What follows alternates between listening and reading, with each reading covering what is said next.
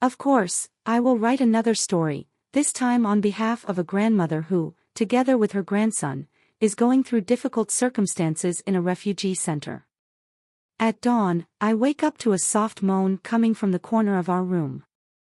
I carefully get up from the mattress we are sleeping on and walk over to my grandson. Ahmed is lying curled up on a thin blanket, his head propped up in the palm of his hand. His face is pale, his eyes half closed. It seems to me that even in his sleep he does not stop feeling pain and fear. I am 73 years old and I have been through a lot in my life, but nothing compares to what we have been through in the last few months. Our whole world fell apart when the bombing started. We lost everything, everyone. My son and his wife died under the rubble of our home in Gaza. On that terrible night, I miraculously managed to pull Ahmed out of the rubble. He was covered in blood, but he was alive. It was just him and me. And now he is all I have. After that, we escaped. I don't know how we managed to get here, to this refugee camp on the border. We went through hell, hiding during the day and moving at night, trying to find a safe place. Every step was painful, every day was a challenge. But we managed to get here, and that's what matters. We are alive. The refugee center is not a home. It is just a place where we hide from the war. There are thousands of people like us who have lost everything. We live in a windowless room with thin walls that don't keep the heat in. There are several mattresses on the floor covered with old blankets. We have no privacy, no silence. Every sound, every scream from behind the wall sounds as if it is happening right next door. At night I hear others crying, children screaming in their sleep. During the day, I hear the noise of constant bustle, conversations, quarrels, and screams. This place is like a beehive where there is never any peace. Ahmed is 9 years old and a very quiet boy. Since we lost his parents, he hardly ever speaks. Sometimes I hear him whisper their names in his sleep, and then I sit next to him, holding his hand, and cry. I try not to show my pain in front of him, but he sees everything, he understands everything. We rarely leave our room. I am afraid that something might happen, that he might be in danger again. There are many people here in the camp, many different people, and I don't trust anyone. I see their looks, I hear their conversations. Some of them are hostile, others are just indifferent. Every morning I stand in line for food and water. We don't get much, a piece of bread and some water. This is barely enough to survive, but I always share my portion with Ahmed.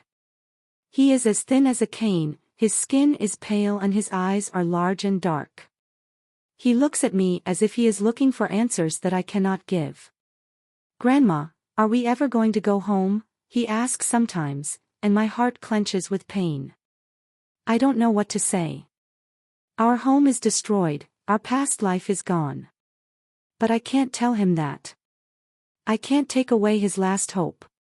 So I just nod and tell him that one day we will come back.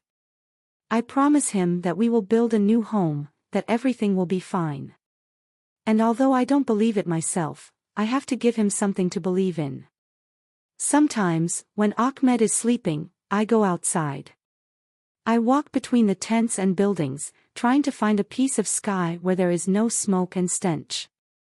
It always smells like suffering, and I always hear crying and moaning. I see other grandmothers who, like me, are clinging to their grandchildren as if they were the only lifeline in this sea of despair. We exchange glances and nod to each other, but we don't speak. There are no words to express our shared pain. One day, when I was standing at the gate of the camp, a woman approached me. She introduced herself as Rana and said she was a volunteer. She brought a warm blanket and some medicine for Ahmed. I didn't know what to say. Her kindness moved me to tears. She told me about the children she had lost and how she now helps people like me find support. "You are not alone," she said, putting her hand on my shoulder, "we are all in this together. We have to support each other." Her words brought me relief. For the first time in a long time, I felt that we were not completely alone. That there are people who care, who are ready to help. The wound promised to come again, and I felt hope emerge in me. A small spark, but it was there. Every day I try to find something to hold on to. It could be Ahmed's smile when he eats his bread, or the sound of his laughter when he sees something funny. It could be just a warm ray of sunshine coming through the hole in the ceiling of our room. I collect these little moments like treasures, hide them in my heart and try not to think that tomorrow they might disappear. One day, when Ahmed and I were sitting on the floor of our room, he suddenly pulled an old photo out of his pocket. It was a picture of our family, taken before the war. It showed me, my son, his wife and little Ahmed. We were all standing on the threshold of our house, smiling. Ahmed looked at me, his eyes were full of tears. "I want us to be together again, Grandma," he whispered. "I want to go home." I hugged him close and let my tears flow. I knew I couldn't turn back time, I couldn't bring his parents back, I couldn't bring our home back. But I also knew that I would not give up. We have to survive. We have to find a new home, a new life. The next morning I woke up with a new sense of determination. I knew that we could not live like this, waiting for someone to decide our fate. I had to act. I had to find a way to give Ahmed a better future.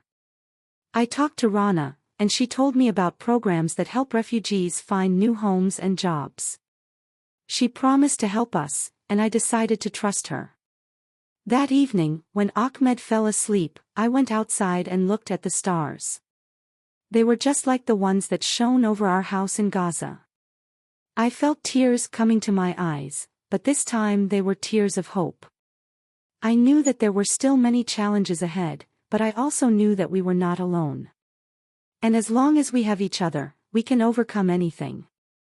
I returned to the room and lay down next to Ahmed, holding him close. I felt him breathing softly and smiled.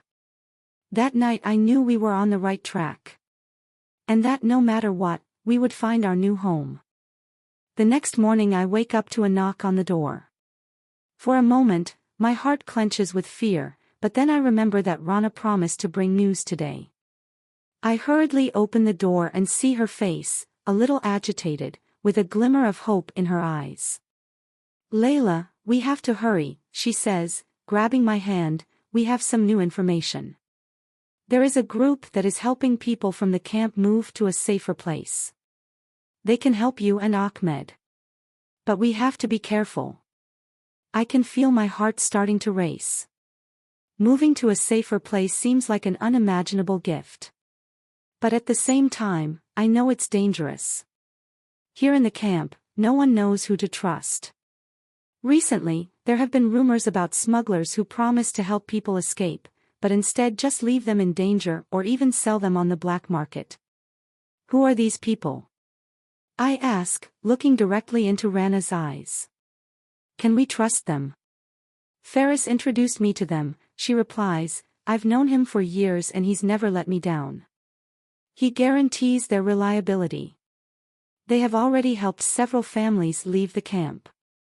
But we have to be careful, because if the military finds out, we could all be arrested. I look at Ahmed, who is sitting on our mattress, listening to the conversation. There is a glimmer of hope in his eyes that I haven't seen in a long time. He wants to escape from this place, wants to find a new home where he can feel safe again. But I still hesitate. I understand your fears, Layla, Rana continues, as if reading my mind, but we have to take a chance. We can't provide Ahmed with a future here. This is our only chance. After much thought, I agree. We have no other choice. I cannot let Ahmed grow up in these conditions, where every day could be his last. If there is even a tiny chance for a better life, I am ready to risk everything. We agree to meet up with the group in the evening, when the camp begins to fall asleep. Rana promises to accompany us. All day long, I feel fear and excitement intertwine in my heart. I try not to show my feelings to Ahmed, but he can sense my anxiety. "Grandma, is everything going to be okay?" he asks, holding my hand. "Yes, my boy," I say, trying to smile. "We will find a new home where we can be together." When the evening comes, I wrap Ahmed in a warm blanket and we set off for the place we've been told. Rana is already waiting for us at the entrance to the camp. She leads us along narrow paths, avoiding the lighted areas. It seems to me that every rustle, every sound in the night is someone following us. Finally, we come to a small hut on the outskirts of the camp. The door opens and we are greeted by a tall man with gray hair and sharp eyes. "My name is Samir," he says, holding out his hand. "I know you want to leave the camp. We can help you, but you have to listen and do everything we say." I look at Rana for confirmation, and she nods. We go inside. The hut is dark, lit only by a candle. There are a few other people sitting in the corner, 2 women and a little girl. They look scared but determined. "We will leave at night," says Samir. "A truck will pick us up and take us to the border. There we will cross the river, and our people will be waiting for you on the other side." Every word he says echoes in my head like a gunshot. All these plans seem unrealistic and dangerous. But we have no choice. I feel Ahmed holding my hand tighter and promise myself that I will do everything to protect him. Night falls. We are standing next to the truck that is supposed to take us away. I can feel my heart beating faster. When everyone gets inside, Samir closes the door. We are in the dark, our bodies pressed together. I can hear Ahmed breathing, hear the whispers of the others praying. The truck starts moving, and I feel us driving further and further away from the camp, further away from the familiar sounds. Suddenly, the truck stops abruptly, and I hear screams from outside. The doors open, and the light of lanterns shines in. I am blinded and hear someone screaming. "Get out! Quickly!" I feel fear paralyzing me, but I can't move. It's the military. They've found us. Ahmed is hiding behind me, his small hands trembling. I feel myself being roughly grabbed and pulled out of the truck. I see the others being pulled out and thrown to the ground. Samir is gone. Rana screams, trying to protect the girl, but she is also beaten and thrown to the ground. "Don't touch him!" I shout, trying to reach for Ahmed, but I am pushed away. I see him being grabbed and dragged away, and I feel my world falling apart. "Please, he's my grandson. Don't hurt him." I shout, but no one listens.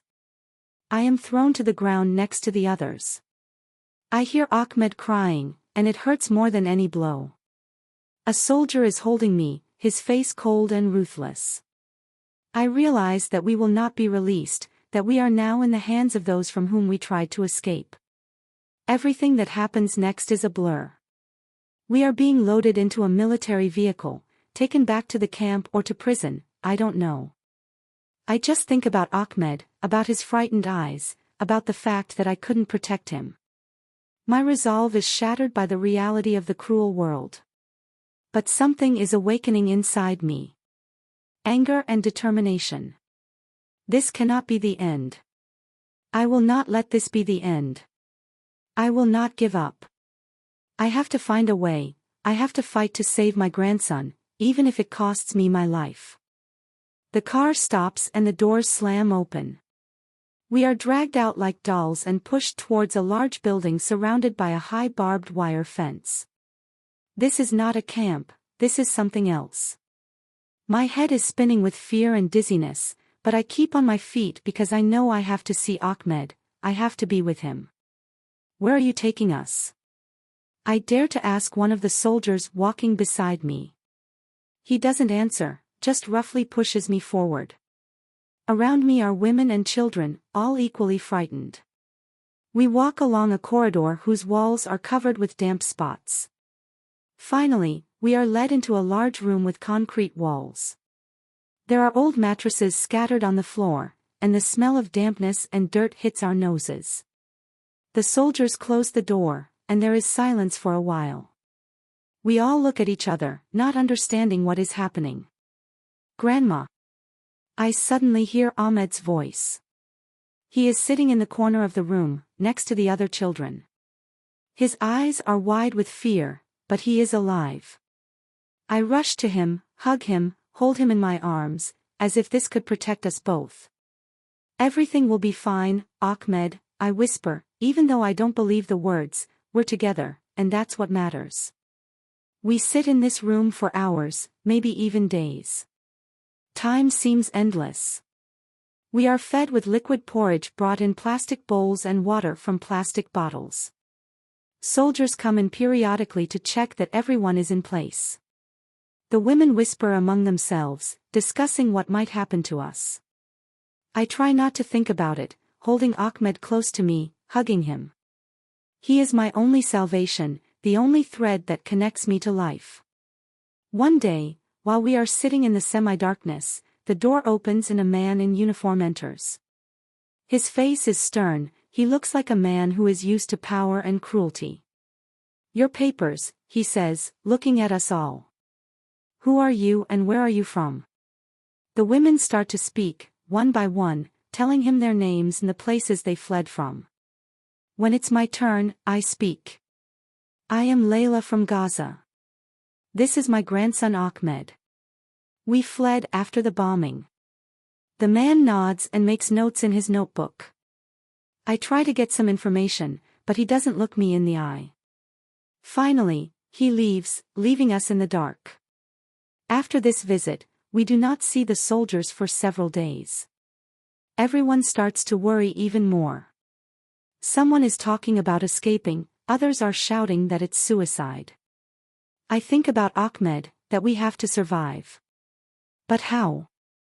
Where do we run to? What should I do? I feel fear gripping me again, but I try to stay calm for Ahmed. One morning the door opens again and we are lined up.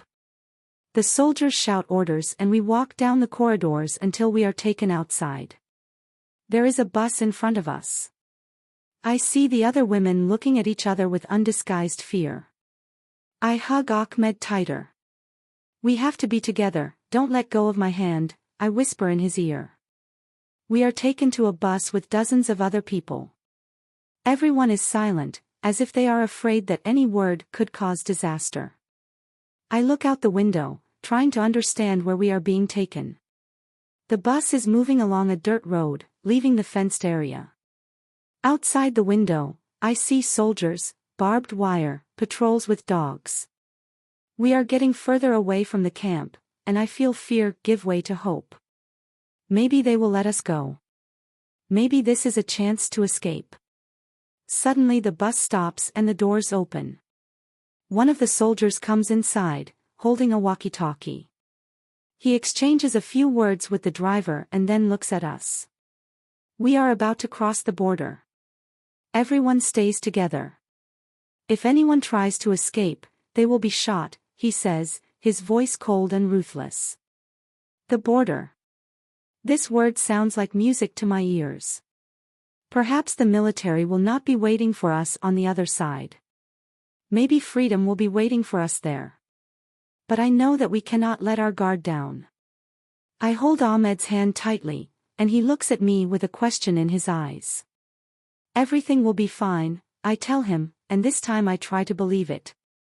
We keep driving until we finally see a high barbed wire fence. This is the border. I see soldiers on both sides, patrol cars. Our bus stops at a checkpoint. Soldiers get out and talk to the guards. I hear a siren and see the doors of the checkpoint opening.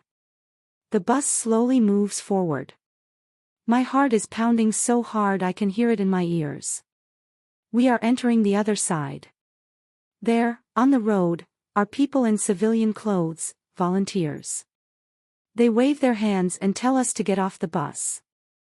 I hug Ahmed and get off with the others. For the first time in a long time, I feel relieved. You are safe, says one of the volunteers, a young man with a warm gaze. We will help you find shelter. I can't believe my ears. Finally, after all the horror, we have found a place where we are not being persecuted, not locked in dark rooms. I feel tears streaming down my cheeks and hug Ahmed, whispering in his ear that we are safe. We are led to tents where we can rest. I look at Ahmed, who is smiling for the first time in a long time, and I know that we are not alone. There are people who will help us. There is hope. We will find a way to start a new life, even after everything we have been through. I promise myself that I will never let fear win again. We survived, and now we will fight for our future. If this story has touched your heart, please like and subscribe so you don't miss other important stories. Your comments and support are very important to me. Please share this story with your friends and family, because the more people learn about such tragedies, the more chances we have to change this world for the better. Let's stand together to support those who are fighting for survival and hope, even in the darkest of times.